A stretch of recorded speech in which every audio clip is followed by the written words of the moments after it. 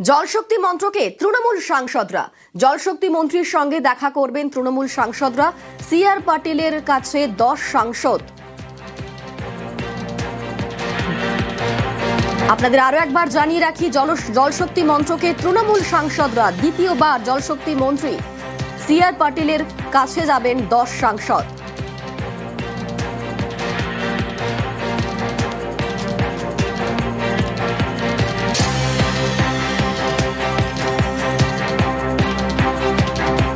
দ্বিতীয়বার জলশক্তি মন্ত্রকে তৃণমূলের প্রতিনিধি দল, আজ 10 জন তৃণমূল সাংসদ তারা যাবেন জলশক্তি মন্ত্রীর কাছে।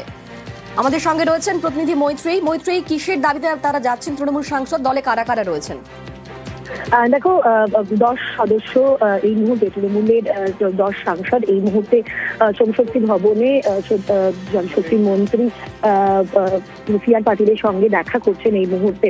এবং মূল যে দাবি, বাংলার যে বকেয়া রয়েছে, বিভিন্ন যে প্রকল্প, বিশেষত জল জীবন মিশনে যে বকেয়া রয়েছে, সেই বকেয়ার দাবিতে এর আগেও তৃণমূল কংগ্রেসের সাংসদদের প্রতিনিধি দল তারা দেখা করেছিলেন সিআর পাটিলের সঙ্গে।